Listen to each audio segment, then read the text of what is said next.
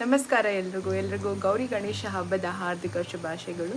ಇವತ್ತು ನಮ್ಮ ಮನೆಯಲ್ಲಿ ಆಗುವಂತಹ ಗಣೇಶ ಚತುರ್ಥಿಯ ಒಂದು ಸಣ್ಣ ತುಣುಕುಗಳನ್ನು ನಿಮ್ಮ ಜೊತೆ ಶೇರ್ ಮಾಡೋಣ ಅಂತ ಅಂದ್ಕೊಂಡಿದ್ದೀನಿ. ನಮ್ಮ ಈ ಸಂತಸದ ಕ್ಷಣವನ್ನು ನಿಮ್ಮ ಜೊತೆ ಕೂಡ ಶೇರ್ ಮಾಡ್ತೀನಿ. ಹಾಗೆ ನಮ್ಮ ಮನೆಯಲ್ಲಿ ಏನೆಲ್ಲ ಗಣೇಶ ಚತುರ್ಥಿಗೆ ಮಾಡ್ತಾರೆ, ಯಾವುದೆಲ್ಲ ಥರದ ಅಡುಗೆಗಳನ್ನು ಮಾಡ್ತಾರೆ ಅಂತ ಹೇಳಿ ನಿಮ್ಮ ಜೊತೆ ಶೇರ್ ಮಾಡ್ಕೊತಾ ಇದ್ದೀನಿ.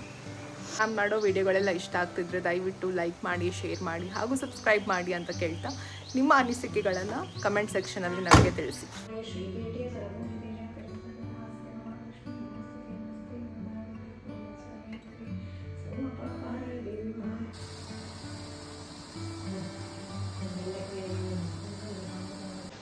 ಇಲ್ಲಿ ರಸಾಯನಕ್ಕೆಲ್ಲ ಪ್ರಿಪೇರ್ ಆಗ್ತಾ ಇದೆ.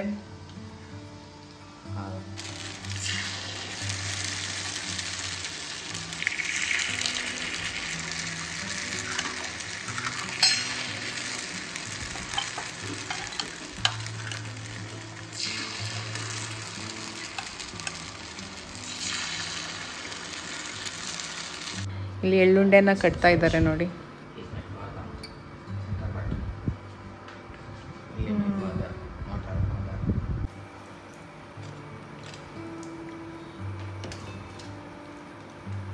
ಮೋದಕ ಉಂಡೆಗಳು ಇನ್ನು ಮೋದಕ ಆಗ್ಬೇಕಷ್ಟೇ. ನಮ್ಮೊಂದು ಫಸ್ಟ್ ಮೋದಕ ರೆಡಿ ಆಯಿತು. Yes, modak ready.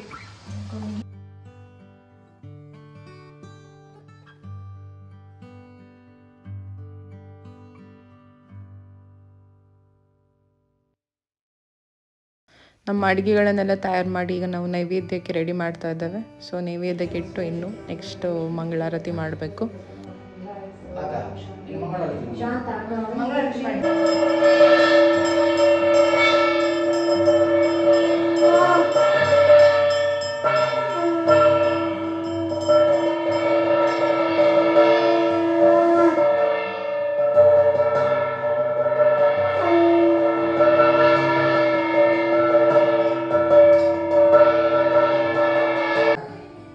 ನಮ್ಮನೇಲಿ ಗಣೇಶ ಚತುರ್ಥಿಗೆ ನಾವು ಇಷ್ಟು ಐಟಮ್ಸ್ ಮಾಡಿದ್ವಿ. ಪಾಯಸ, ರಸಾಯನ, ಚಕ್ಕುಲಿ, ಮೋದಕ, ಪಂಚಕಜ್ಜಾಯ, ಮೂಡೆ, ಪಲ್ಯ, ಅಪ್ಪಂ, ಆಮೇಲೆ ಪಾಯಸ, ಹಾಲಿಟ್ಟು ಪಾಯಸ, ಅದರಿಂದ ಮಾಡುವಂತಹ ಒಂದು ಪಂಚಕಜ್ಜಾಯ. ನಾವು ನೈವೇದ್ಯ ಆದಮೇಲೆ ಹಾಗೂ ಪೂಜೆ ಆದಮೇಲೆ ಈ ನೈವೇದ್ಯಗಳನ್ನು ಸವಿಯುವ ಸಮಯ ಅಥವಾ ಹಬ್ಬದೂಟ ಅಂತ ಹೇಳ್ಬೋದು. ಸೊ ಇವತ್ತು ನಾವು ಮನೆಯಲ್ಲಿ 4 ಜನ ಕೂಡ ಇದ್ದೇವೆ. ಸೊ ಇದೊಂಥರ ನಮಗೊಂದು ಸುಂದರ ಕ್ಷಣ ಅಂತಲೇ ಹೇಳ್ಬೋದು. ಎಲ್ಲರೂ ಕೂತು ತಿನ್ನೋದು, ಮಾತನಾಡೋದು, ತುಂಬ ದಿನ ಆದಮೇಲೆ ತುಂಬ ಖುಷಿ. ಹಾಗೆ ನಮ್ಮ ಅಮ್ಮ ಇಲ್ಲಿ ಬಡಿಸ್ತಾಯಿದ್ರು. ಹಾಗೆ ತುಂಬ ದಿನಗಳ ನಂತರ ನಾವು 4 ಜನ ಒಟ್ಟಿಗೆ ಕೂತ್ಕೊಂಡು ತಿನ್ನೋ ಒಂದು ಖುಷಿ ಇದೆಯಲ್ಲ, ತುಂಬ ಚೆಂದ. ಹಾಗೆ ಒಂದೊಂದು ಐಟಮ್ಸ್ ಕೂಡ ಲೈಕ್ ಒಂದಕ್ಕಿಂತ ಒಂದು ಚೆನ್ನಾಗಿತ್ತು ಅಂತ ಹೇಳ್ಬೋದು. ತುಂಬ ಟೇಸ್ಟಿಯಾಗಿ ಬಂದಿತ್ತು. ಯಾಕಂದರೆ ತುಂಬ ಭಕ್ತಿಯಿಂದ, ತುಂಬ ಶ್ರದ್ಧೆಯಿಂದ ಮಾಡಿರ್ತೀವಲ್ಲ ಹಬ್ಬದೂಟ ಅಂತ ಹೇಳಿದರೆ, ವರ್ಷಕ್ಕೊಂದ್ಸತಿ ಬರೋದು. ಅದರ ಒಂದು ಗಮ್ಮತ್ತೇ ಬೇರೆ ಅಂತ ಹೇಳ್ಬೋದಲ್ವಾ.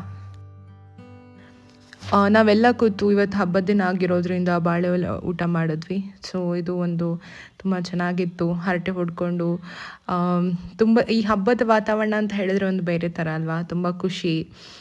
ಮತ್ತು ಬೇರೆ ಬೇರೆ ಅಡುಗೆಗಳನ್ನು ನಾವು ಮಾಡಿರ್ತೇವೆ ಅಲ್ವಾ. ಸೊ ಅದಕ್ಕೆ ಹಾಕಿರುವಂತಹ ಒಂದು ಎಫರ್ಟ್ಸು ಮತ್ತು ಅದು ಚೆಂದಾಗಿ ಲೈಕ್ ತುಂಬ ಟೇಸ್ಟಾಗಿ ಬಂದಾಗ ನಮಗೆ ಎಷ್ಟು ಖುಷಿ ಆಗ್ತದೆ ಅಂತ ಹೇಳಿದರೆ, ಮಾಡಿದ್ದು ಒಂದು ಸಾರ್ಥಕ ಆಯಿತು ಅಂತ ಅನಿಸುತ್ತೆ. ಸೊ ನಾವು ಆ ಒಂದು ಸಾರ್ಥಕತೆಯ ಭಾವನೆಯಿಂದ ಹೊಟ್ಟೆ ಪೂರ್ತಿ ಊಟ ಮಾಡಿ ನಮ್ಮ ಮನೆ ದನ ಕರುಗಳಿಗೂ ಕೊಟ್ಟು ನಮ್ಮ ಒಂದು ಟೈಮನ್ನು ನಾವು ಎಂಜಾಯ್ ಮಾಡಿದ್ವಿ ಅಂತ ಹೇಳಬೇಕು. ಹಾಗೆ ನೀವು ನಿಮ್ಮ ಗಣೇಶ ಚತುರ್ಥಿ ಹೇಗೆ ಆಚರಿಸಿದ್ರಿ ಅಂತ ನಂಗೆ ಕಮೆಂಟ್ ಸೆಕ್ಷನಲ್ಲಿ ತಿಳಿಸಿ. ನೋಡಿದ್ದಕ್ಕಾಗಿ ಧನ್ಯವಾದಗಳು.